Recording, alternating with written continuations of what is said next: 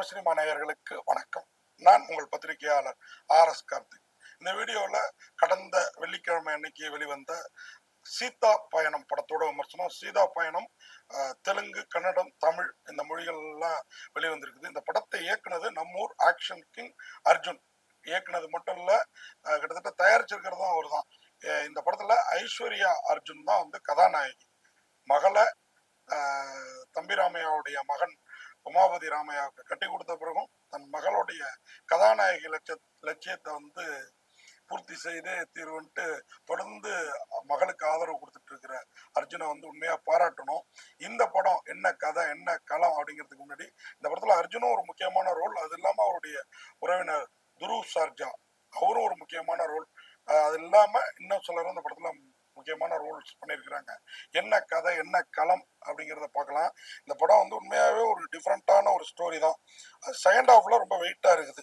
நிரஞ்சன் அவரும் இதில் நடிச்சிருக்கிறார். நிரஞ்சன் தான் துருவ் சர்ஜா மாதிரியே அர்ஜுனோட இன்னொரு உறவினர்னு கேள்விப்பட்டேன் நான்.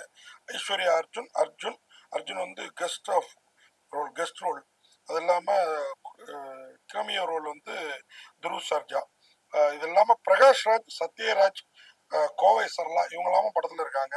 இந்த படத்தோட கதை என்ன களம் என்ன அப்படின்னு பார்த்தோம்னா, ஒரு சத்யராஜுடைய மகள் ஐஸ்வர்யா அர்ஜுன் கதைப்படி அவங்களுக்கு வந்து அப்பா நான் ஒரு குக்கரி ஷோவுக்காக ஒரு மதுரை வரைக்கும் ஒரு ட்ரிப்பு போயிட்டு வரேன்ப்பா, அங்கே ஒரு முக்கியமான குக்கரி ஷோ இருக்குது, அங்கே நான் கலந்துக்கணும், நானே காரில் டிரைவ் பண்ணிட்டு போகிறேன்ப்பா அப்படின்றப்பல சரி போயிட்டு வாமா பத்திரமா போயிட்டு வாமான்னு பதறாரு ஒரே மகள் பெரும் செல்வந்தர் சத்யராஜ். மகளை அனுப்பிட்டு வயிற்றுல நெருப்பை கட்டிட்டு இருக்காரு. அப்போ மகள் வந்து வழியில போற வழியில ஒருத்தர் லிஃப்ட் கேட்கிறாரு. அவர் தான் ஹீரோ நிரஞ்சன். அவருக்கு வந்து அரை மனதோட லிஃப்ட் கொடுத்துட்டு தான் தோழிக்கிட்ட வந்து ஒருத்தர் லிஃப்ட் கேட்டு ஏறி இருக்காண்டு, ஆள் பார்க்க நல்லா தான் இருக்கான், நான் பெரிய பேக் வச்சிருக்கான், இப்படி தாண்டி போன் ட்ரிப்பிள் லிஃப்ட் கேட்டு ஏறினவன் பேக்ல பாம்பு வச்சிருந்தான் அப்படின்லாம் அந்த பொண்ணு சொல்ல, அவனை வந்து போனை யாருக்கும் பேசக்கூடாது, அப்படியே வண்டியில போய் மதுரையில இறங்குற வரைக்கும் அப்படி பேசுறதா இருந்தா ஸ்பீக்கர்ல போட்டு தான் பேசணும், கண்டிஷன் போட்டு அப்படி இப்படின்னு அந்த பொண்ணு சொல்ல அர்ஜுனுடைய மகள் ஐஸ்வர்யா அர்ஜுன், இந்த படத்துல கதைப்படி சத்யராஜுடைய மகள், இந்த கண்டிஷன்லாம் நிரஞ்சனுக்கு போடுறாங்க. அவரும் வந்து ஒரு கண்டிஷனா ஏத்துக்கிட்டு போன் பேசுறாரு வர்றாரு. ஒரு கட்டத்துக்கு மேல தன்னுடைய கிட்டாரோ பியானோவோ வச்சிருக்காரு. அந்த பையன் திறந்தும் காட்டுறாரு. அப்பாடா அப்படின்னு மூச்சு விடுற ஐஸ்வர்யா அர்ஜுன் கிட்டத்தட்ட மதுரையை நெருங்குறப்ப அவங்க ஊர் சீதாபுரம் வந்துடுது. சீதாபுரத்துல நிரஞ்சனை இறக்கி விடுறாங்க. இறக்கி விடுறது மட்டும் இல்லாம அங்கேருந்து மதுரை குக்கரி ஷோவுக்கு கிளம்புறாங்க. பெரிய ஒரு ஷாப், ஒரு மகால் கல்யாண மண்டபம் மாதிரி ஒரு இடத்துல நடக்குது இந்த டிவி குக்கரி ஷோ. அதுக்காக கலந்துக்க தான் ஐஸ்வர்யா அர்ஜுன் வந்து போறாங்க. அவங்க போய் காரை நிறுத்துறாங்க, அங்க பாம்பு பிளாஸ்ட் ஆகுது. நான் ஒரு 20 செகண்ட் முன்னாடி உள்ள போயிருந்தாங்கன்னா ஐஸ்வர்யா அர்ஜுனும் சாம்பலாயிருப்பாங்க. அப்படின்னா கொஞ்ச நேரம் அதுல இருந்து மீளவே ஐஸ்வர்யா அர்ஜுனுக்கு இதுவா இருக்குது. போற வழியில இந்த நிரஞ்சனோட சின்ன சின்ன சேட்டைகள் சண்டைகள், இது இல்லாம வழியில ஒரு மாடு மேய்க்கும் சிறுவன், அந்த மாடு, அது இல்லாமல் இன்னும் பல விஷயங்களை பார்த்து ரசிச்சுட்டே போறாங்க ஐஸ்வர்யா. இது இல்லாம அர்ஜுன் இடையில வந்து ஒரு எம்எல்ஏவே அடிக்கிறாரு, கையை முறிக்கிறாரு. அது இல்லாம என்ன அப்படிலாம் இந்தியாவில தான் இப்படிதான் நடக்குது அப்படின்னு 2 பேரும் பேசிக்கிறாங்க, நிரஞ்சனும் ஐஸ்வர்யா அர்ஜுனும். ஒரு கட்டத்துக்கு மேல ஒரு பழம் வைக்கிற பெண் சிறுமி, அவளுடைய அந்த வியாபார நுணுக்கத்தை பார்த்து மிரண்டு போற ஐஸ்வர்யா அர்ஜுன் அவங்கள்ட்ட வந்து இவங்க 500 ரூபாய் கொடுத்துட்டு வர ரெடியா இருக்காங்க. 60 ரூபா 50 ரூபாய்க்கு பழம் வாங்கிட்டு 100 ரூபாய்க்கு. அந்த பொண்ணு நீங்க எடுத்துட்டு போயிட்டு திரும்பி வர்றப்ப எனக்கு கொடுங்கக்கா அப்படின்னு சொல்றத பார்த்து மிரண்டு போகுது ஐஸ்வர்யா அர்ஜுன். கூடவே இருக்கிற நிரஞ்சன். இப்படி இந்த விஷயங்களாலதான் தனக்கு 20 செகண்டுக்கு மேல நாம லேட்டா போனோம் அந்த ஹாலுக்கு, நம்ம உயிர் பிழைத்தோம். அப்போ இவங்க எல்லாருக்கும், அதாவது நிரஞ்சன் உட்பட இவங்க எல்லாருக்கும் நன்றி சொல்லணும் அப்படிங்கிற ஒரு கான்செப்ட், அந்த எண்ணத்தை அப்பாவுக்கு தெரியப்படுறாங்க. சத்யராஜ் இல்லம்மா நான் வரேன் அப்படின்னு அந்த பொண்ணு எடுத்துட்டு போட்ட மினி கூப்பரோட பெரிய பென்ஸ் காரோ BMW காரோ தூக்கிட்டு மதுரை கிளம்புறாரு. இல்லப்பா நான் இவங்களெல்லாம் பார்த்து நன்றி தெரிவிச்சு தான் வருவோம், உன் பிசினஸ் பிஸியில் இதெல்லாம் உனக்கு ஒத்து வராது, அதனால நான் வந்துடுறேன்ப்பா, நீ வீட்லயே இரு அப்படிங்கிறாங்க.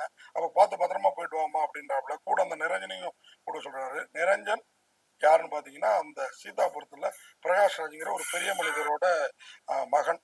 வேற லெவல்ல ஒரு கேரக்டர். அப்போ நிரஞ்சனை போய் முதல்ல சந்திக்கிற ஐஸ்வர்யா அர்ஜுன் அவரோட காதல் வயப்படுறாங்க. அதுக்கு பிரகாஷ் ராஜும் சத்யராஜும் எதிர்ப்பு தெரிவிச்சாங்க. அதாவது நிரஞ்சனுடைய அப்பா பிரகாஷ் ராஜ் ஒரு புரோகிதர் மாதிரி பண்டிட் மாதிரி இருக்காரு. அவர் என்ன சொல்றாரு, அவரை இந்த பொண்ணு அந்த குடும்பமே கொண்டாடுது. அந்த காதல் விஷயம் தெரிஞ்ச பிறகு அவங்க ஏத்துக்கிறாங்களா? சத்யராஜ் பெரும் பணக்காரர், பெரும் செல்வந்தர், செல்வாக்கு மிக்கவர். அவர் தன் மகளோட காதலை ஏத்துக்கிறாரா? இந்த நிரஞ்சன் ஏன் லிஃப்ட் கேட்டு ஐஸ்வர்யா அர்ஜுனோட கார்ல போனாரு அப்படிங்கிறதுக்கெல்லாம் வித்தியாசமாகவும் விறுவிறுப்பாகவும் விடையை யோசிச்சு அருமையான ஒரு கதை திரைக்கதை எழுதி தயாரித்து இயக்கி இருக்கிறாரு ஆக்ஷன் கிங் அர்ஜுன். தன் மகள் தான் இதுல கதாநாயகி ஓரியன்ட் சப்ஜெக்ட் தான் இது.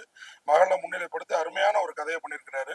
முன்பாதி கொஞ்சம் ஃபாஸ்டா போகுது, பின்பாதையில கொஞ்சம் கனமான கேரக்டர்கள். அதே மாதிரி கோவை சரளாவோட மருமகள் ஒரு சின்னதா ஒரு டிஃபன் கடை அங்க அடிச்சுக்கிட்டு பிரிய நினைக்கிறாங்க. அவங்களுக்கு நல்வழிப்படுத்துறதுக்கும் போறாப்புல நம்ம ஐஸ்வர்யா அர்ஜுனும் நிரஞ்சனும். இறுதியில அந்த ஜோடியை சேர்த்து வைக்கிற, அதாவது கோவை சரளாவோட மகளையும் மருமகளையும் சேர்த்து வைக்கிற இந்த ஜோடி சேர்ந்ததா இல்லையா, என்ன நடந்தது அப்படிங்கிற கதையை வித்தியாசமாகவும் விறுவிறுப்பாகவும் கொடுத்திருக்கிறார் ஆக்ஷன் கிங் அர்ஜுன். கொஞ்சம் தெலுங்கு கன்னட வாடை படத்துல அடிச்சாலும் தமிழ் கல்ச்சரும் படத்துல நிரம்பவே இருக்குது. அந்த படம் உண்மையா கொடுத்த காசுக்கு கண்டிப்பா ஒருத்தான ஒரு படம். மெலோடி கிங் அனுப் ரூபனோட மியூசிக்ல ஸ்ரீராம் பிலிம்ஸ் பேனர் தயாரிப்புல, ஸ்ரீராம் பிலிம்ஸ் இன்டர்நேஷனல் பேனர் தயாரிப்புல இந்த படம் உண்மையா அருமையா வந்திருக்குது. ஆக்ஷன் கிங் அர்ஜுனும் சரி, அவருடைய மகள் ஐஸ்வர்யா அர்ஜுனும் சரி அருமையா நடிச்சிருக்காங்க. ஐஸ்வர்யா அர்ஜுன் சில இடத்துலலாம் ஐஸ்வர்யா ராயே அழகுல தூக்கடிக்கிற மாதிரி இருக்காங்க. வித்தியாசமான ஒரு லுக்ல. அதே மாதிரி நிரஞ்சனும் பந்தமா அந்த கேரக்டருக்கு பொருத்தமா இருக்காரு. ஏன்னா நம்ம ஊர்ல முருகன் அந்த மாதிரி ஏதாவது ஒரு கடவுளா இருந்தா, சிவன் அப்படின்னு இருந்தா இன்னும் கொஞ்சம் பிளெக்சிபிளா இருந்திருக்கும். ராமன் சீதை அப்படிங்கிறது நமக்கு ஏதோ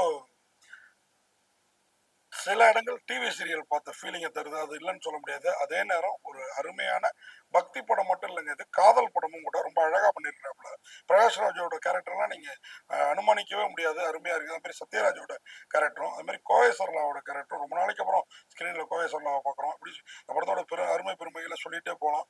மொத்தத்துல சீதா அப்படிங்கிற ஐஸ்வர்யா அர்ஜுனோட பயணத்துல, சீதா பயணத்துல அவங்க சந்திச்சவங்களுக்கு அவங்க நன்றி தெரிவிச்சாங்களா? அவங்க சந்தித்து காதல் வயப்பட்ட ஒருத்தரை கல்யாணம் பண்ணாங்களா? சத்யராஜ் பிரகாஷ்ராஜ் சம்மதத்தோட அப்படிங்கிறது தான் இந்த படத்தோட கதையும் களமும். இதுல துருவ் சார்ஜா எப்படி வர்றாரு, அர்ஜுன் ஏன் வர்றாரு, எதுக்கு அந்த எம்எல்ஏ கையை முறிக்கிறாரு அப்படிங்கிறதுக்கெல்லாம் வித்தியாசமாகவும் விறுவிறுப்பாகவும் அந்த படம் விடை சொல்லியிருக்குது. ஆனாலும் சில இடங்கள் வேற லெவல்ல இருக்குது, சில இடங்கள் கொஞ்சம் சுமாரா கொஞ்சம் ஸ்லோவா இருக்குது. அதை மட்டும் இன்னும் கொஞ்சம் தவிர்த்திருந்தா இந்த சீதா பயணம் சிறப்பான பயணமா இருந்திருக்கும் அப்படிங்கிற கருத்தை சொல்லி, இந்த படத்துக்கு பத்திரிகையாளர் RS கார்த்திக் எனது பார்வையில 10க்கு 6.5 மதிப்பெண் கொடுத்து விடைபெறேன். நன்றி, வணக்கம்.